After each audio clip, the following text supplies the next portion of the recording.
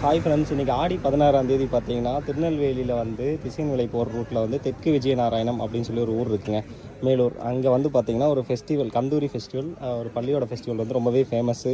திடீர்னு இன்றைக்கி பார்த்திங்கன்னா இன்றைக்கி தண்ணியே யார் வீட்டுக்குமே தண்ணி கொடுக்காதனால வெளியூர்லேருந்து வந்த மக்களுக்கு ஊர் மக்கள் கூட தண்ணி கொடுக்க முடியாத சுச்சுவேஷன்.